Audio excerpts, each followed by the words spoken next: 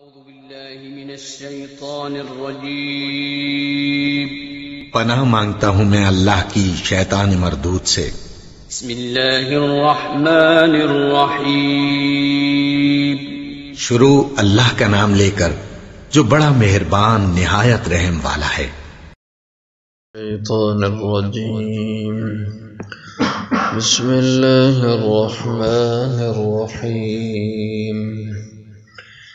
يا أيها الذين آمنوا لا تقربوا الصلاة وأنتم سكارى حتى تعلموا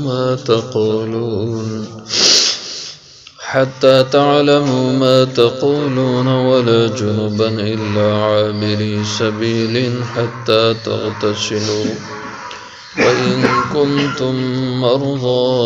أو على سفر أو جاء أحد منكم من الغائط أو لامستم النساء فلم تجدوا ماء فتيمموا صعيدا طيبا فامسحوا بوجوهكم وأيديكم إن الله كان عفوا غفورا ألم تر إلى الذين أوتوا نصيبا من الكتاب يشترون الضلالة ويريدون أن تضلوا السبيل والله أعلم بأعدائكم وكفى بالله وليا وكفى بالله نصيرا یا ایھا الذین آمنوا اے ایمان والو لا تقربوا الصلاة نہ قریب جاؤ نماز کے وانتم سکارا اس حال میں کہ تم نشے میں ہو حتی تعلموا یہاں تک کہ تم جان لو ما تقولون کہ تم کیا کہہ رہے ہو ولا جنبا اور نہیں اس حالت میں کہ تم ناپاک ہو جنبی ہو الا عابری سبیل مگر کہ تم مسافر ہو حتی تغتسلوا یہاں تک کہ تم غسل کر لو وَإِن كُنتُم مَرْضَىٰ اور اگر تم بیمار ہو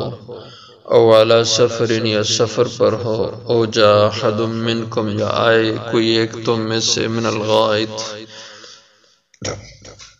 قضاء حاجت سے فارغ ہو کر او لامستم النساء یا کسی نے چھوا ہو عورتوں کو یعنی ہم بستری کی ہو فلم تجدوا ماء پھر نہ پاؤ تم پانی فتیمموا تو تیمم کر لو صعیدا طیبا پاک مٹی سے فامسحوا بوجوہکم پس تم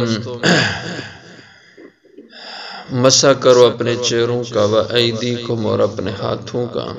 ان اللہ کان عفوا غفورا بے شک اللہ جل شانہ ہیں معاف کرنے والے بخشنے والے الم تر الی الذین کیا آپ نے دیکھا نہیں ان لوگوں کی طرف اوتوا نصیبا من الکتاب جو ایک حصہ کتاب سے دیے گئے یشترون الضلالہ کہ وہ مول لیتے ہیں گمراہی کو وَيُرِيدُونَ اور چاہتے ہیں ان تضلوا السبیل کہ وہ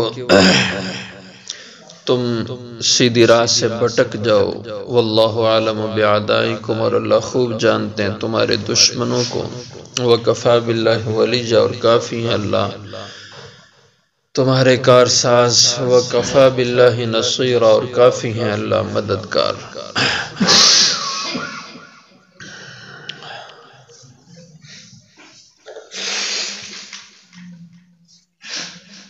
اس آیت مبارکہ کا شان نزول ایسے ہے ایک دفعہ حضرت عبد الرحمن ابن عوف رضی اللہ عنہ نے ولیمہ کی دعوت کی اور آپ کا گھر مسجد نبوی سے دور دوسرے محلے میں تھا وہاں مسجد محلے کی پڑتی تھی آپ کو اور ظاہر اس زمانے میں دعوتیں ولیمہ شادی کی ایسی نہیں ہوتی تھیں جیسے ہمارے ہاں ہوتی بس سادہ سی دعوت ہوتی آپ صلی اللہ علیہ وسلم نے خود بھی اپنی شادی کی دعوتیں کی ہیں ولیمہ کی بہت سادہ تھی ایک دفعہ آپ نے ولیمہ اپنا کیا تو دسترخوان بچھایا اور کچھ صحابہ کو بلایا اور دسترخوان پر کھجوریں رکھ دی، فرمایا یہ کھاؤ، یہ ولیمہ ہے۔ اور اسی طرح کئی مواقع پہ بہت سادگی سے بس کھجوروں سے صرف ولیمہ کر دیا۔ ایک آپ کی زوجہ محترمہ اہلیہ، ان کا نکاح ہوا، شاید وہ حضرت ام سلمہ رضی اللہ عنہا تھی، کہ آپ نے ان کے نکاح کے موقع پر اپنا ولیمہ آپ نے گوشت سالن سے کیا تھا۔ اس کے علاوہ یہ کھجور رکھ دی دسترخوان پہ، یا ایک موقع پر حضور صلی اللہ علیہ وسلم نے ستو بنا کے سب حاضرین کو کھلا دیا، اور یہی ولیمہ تھا۔ حضرت عبد الرحمن ابن عوف رضی اللہ عنہ نے بھی چند دوستوں کو اپنے ولیمے پہ بلایا، اور کھانے میں اس دور میں شراب شرعاً حرام نہیں ہوئی تھی، عام استعمال ہوتی، ظاہر گناہ نہیں تھا، اور شرعاً اس کو حرام قرار نہیں دیا گیا تھا، تو استعمال ہوتی تھی۔ تو کھانے کے ساتھ وہ بھی استعمال ہوئی، اور یہ کہیں یہ تیز شراب تھی، جس کی وجہ سے جتنے شرکاء مجلس تھے ان کے اوپر اس نے اثر کیا، اور ساتھ نماز کا وقت آ گیا، اور نماز محلے کی مسجد میں پڑھنے کو گئے تو حضرت علی رضی اللہ عنہ سے سب نے کہا آپ امامت کروائیں، اہل محلہ نے بھی کہا آپ پڑھائیں۔ حضرت علی المرتضیٰ رضی اللہ عنہ نے نماز پڑھائی، اور نماز میں آپ نے قل یا ایھا الکافرون پڑھی، لیکن چونکہ حواس پورے کام نہیں کر رہے تھے، وہ شدید قسم کی تھی، تو آپ نے پڑھا قل یا ایھا الکافرون اعبد ما تعبدون، لا چھوڑ دیا کیونکہ حواس کام نہیں کر رہے تھے۔ لا اعبدو کا لفظ ہے تو لا چھوڑ دیا اور کہا اعبد ما تعبدون، معنی بدل کے لا اعبد ما تعبدون، کہ میں نہیں عبادت کرتا ان بتوں کی جن کو تم پوجتے ہو۔ اب لا جب چھوڑا تو معنی یہ ہوا اعبد ما تعبدون، میں بھی انہی کو پوجتا ہوں جن کو تم پوجتے ہو، بالکل غلط معنی بن گیا۔ تو اللہ جل شانہ اس موقع پر یہ آیت مبارکہ نازل فرمائی، یہ شراب کے حوالے سے سب سے پہلی آیت ہے، حرام نہیں اس میں کیا، شراب سے روکا نہیں، صرف اتنا کہا یا ایھا الذین آمنوا، اے ایمان والو، لا تقربوا الصلاۃ وانتم سکارا، نہ قریب آیا کرو نماز کے اس حالت میں انتم سکارا، جب تم نشے میں ہو، بس اتنا کہہ دیا۔ اور آگے دوسرا حکم شراب کے لیے بعد میں پھر ایک موقع پر نازل ہوا، اور اس میں صرف یہ ارشاد فرمایا کہ فیہما اسم کبیر ومنافع للناس، کہ اس شراب میں فائدہ بھی ہے لیکن فائدے سے زیادہ اس میں نقصان ہے، بس اتنا کہا، لیکن پھر بھی حرام نہیں قرار دیا۔ پھر تیسرے درجے میں حکم آیا، اور اس میں یہ فرمایا کہ انما الخمر والمیسر والانصاب والازلام رجس من عمل الشیطان، کہ ایمان والو شراب کو چھوڑ دو، یہ شراب شیطانی عمل ہے، رجس من عمل الشیطان، جوا نہ کرو۔ تو اس طرح تدریجاً اللہ تعالیٰ نے اس کی حرمت کا حکم نازل فرمایا، اور سب سے پہلا حکم شراب کے حوالے سے یہ اترا تھا کہ جب شراب پی ہو، نشے میں تم ہو، اس وقت نماز نہ پڑھو، ہوش آ جائے تو پھر پڑھو۔ حتی تعلموا، تمہیں نماز اس حالت میں پڑھنی چاہیے یہاں تک کہ تعلموا، تم جان رہے ہو، ما تقولون، کہ تم نماز میں کیا زبان سے کہہ رہے ہو، تمہیں یہ سمجھ ہونی چاہیے نماز میں کہ تم زبان سے لفظ کیا بول رہے ہو۔ اسی سے یہ بات ماخوذ ہوتی ہے کہ آدمی کو نماز سمجھ کے پڑھنی چاہیے، اس کو پتہ ہونا چاہیے کہ میں زبان سے کیا بول رہا ہوں. حتی تعلموا، نماز پڑھو تو ایسے کہ تمہیں علم ہو ما تقولون، کہ تم کیا زبان سے کہہ رہے ہو. اس لیے کوشش کریں کہ نماز کے معنی مفہوم کو جانیں اور جان کر کے نماز ادا کرنے کی کوشش کریں. ایک حکم، جب نشے میں ہو تو نماز نہ پڑھو، ولا جنبا. اور دوسرا حکم، اس حالت میں بھی نماز کے قریب نہ ہو جب تم جنبی ہو. جنبی کہتے ہیں انسان کے جسم ناپاک ہو جائے، غسل کی اس کو ضرورت ہو تو ایسے شخص کو جنبی کہا جاتا ہے. تو جب تم جنبی ہو، ناپاک بدن والے ہو، تب بھی تم نماز کے قریب نہ ہو، کہ اس حالت میں نماز نہیں پڑھی جا سکتی. سخت ترین گناہ ہے. بلکہ کوئی اگر جانتے ہوئے کہ اس کو پتہ ہے مجھے غسل کی ضرورت ہے، میں ناپاک ہوں، پھر بھی نماز پڑھے تو وہ کافر ہو جائے گا، اس کا ایمان ختم ہو جائے گا. تو نہ نماز پڑھو جنبی حالت میں، الا عابری سبیل، مگر کہ تم مسافر ہو، حالت سفر میں ہو، اور حالت سفر میں تمہارے پاس پانی نہیں، سفر میں ہو، پانی نہیں، غسل نہیں تم کر سکتے. تو اب ایسی صورت میں آگے ارشاد فرمایا کہ تیمم کر لو، لیکن بغیر تیمم کے تم نماز میں نہیں آ سکتے. حتی تغتسلوا، یہاں تک کہ تم غسل کر لو. اور غسل کے لیے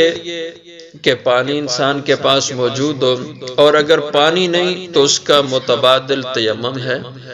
اور اسی طرح پانی ہے لیکن وہ آدمی بیمار ہے، سخت شدید بخار ہے، اگر غسل کرے تو ہلاکت کی صورت بن سکتی ہے.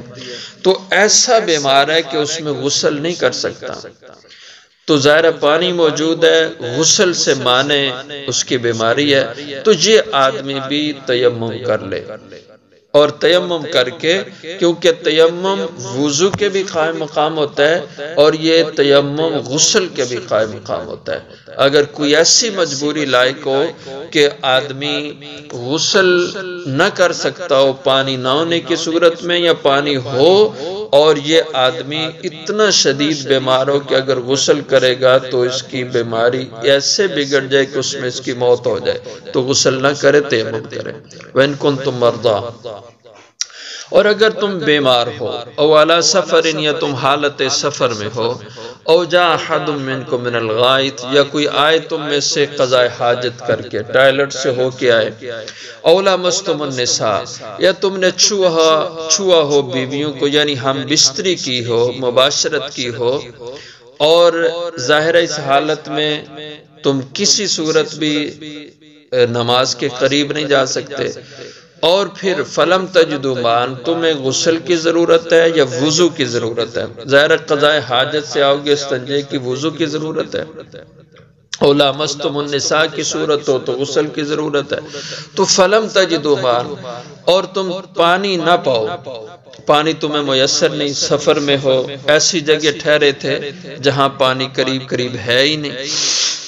اور یا یہ کہ بیماری کی صورت تھی، فتیمموا، تو پانی نہ ہونے کی صورت میں تم تیمم کر لو. تیمم کے لغوی معنی ہوتے ہیں قصد اور ارادہ کرنا، نیت کرنا. تو تم تیمم کر لو سعیدا طیبا، سعید مٹی کو کہتے ہیں، طیب پاک مٹی کا سے پاک مٹی سے تم تیمم کر لو. اور تیمم کیا ہوتا ہے کہ ایک دفعہ اپنا ہاتھ مٹی پہ مارنا، یہ نہیں کہ مٹی کا گرد کا ڈھیر لگا لو تو اس پہ بس کوئی بھی، یہ چٹائی اس کے اوپر مٹی ہے، گرد ہے، اس کے اوپر گرد آپ ایسے ہاتھ ماریں گے تو یہ نیچے گرد بنتا ہے. تو ایسی کوئی بھی دیوار ہے، دیوار کے ساتھ آپ ہاتھ رگڑ لیں، دیوار پہ بھی گرد پڑی ہوگی، تو کوئی بھی چیز گرد آلود ہو، غبار والی ہو اس کے اوپر، یا مٹی ہے، اینٹ ہے مٹی والی، کچی اینٹ،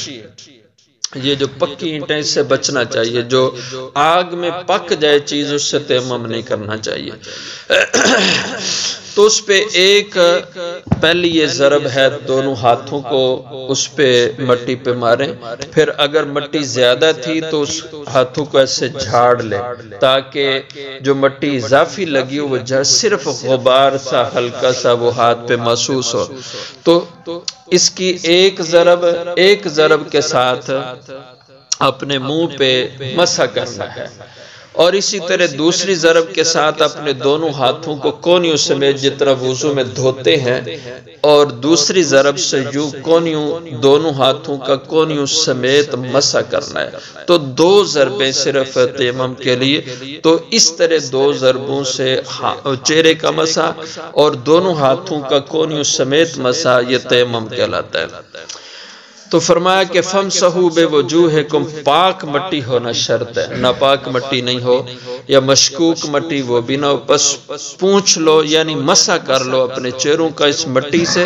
وَأَيْدِيَكُمْ، اور اپنے ہاتھوں کا۔ چہرہ جتنا وضو میں دھوتے ہیں اتنا تیمم کر لیں، اور ہاتھ جتنے وضو میں دھوئے جاتے ہیں اتنے ہاتھوں کا تیمم کر لیں۔ ان اللہ کان عفوا غفورا، بے شک اللہ تعالی درگزر کرنے والے ہیں، کوئی کمی بیشی انسان کے عمل میں ہو جائے غفورا تو وہ بہت بخشنے والے ہیں۔